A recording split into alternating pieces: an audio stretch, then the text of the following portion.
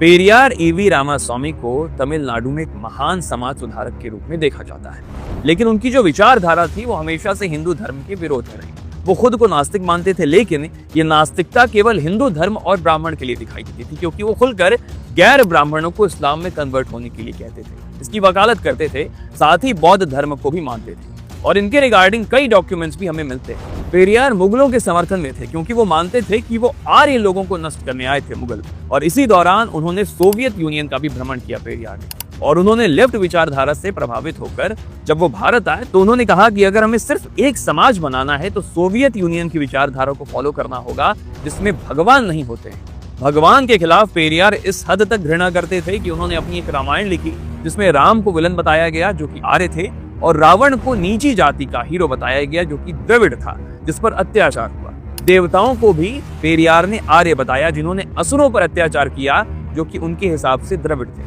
अब ये जो पौराणिक कथा की जो आलोचना का प्रयास हुआ, उसे अलगाववादी राजनीतिक एजेंडे के अनुरूप इतिहास को दोबारा लिखने का प्रयास आप कह सकते हैं। फिर भी उन्होंने इस कथा का उपयोग तमिलनाडु में हिंदी विरोधी और उत्तर भारत विरोधी भावनाओं को भड़काने के लिए किया और द्रविड़ पहचान की राजनीति की नींव रखी।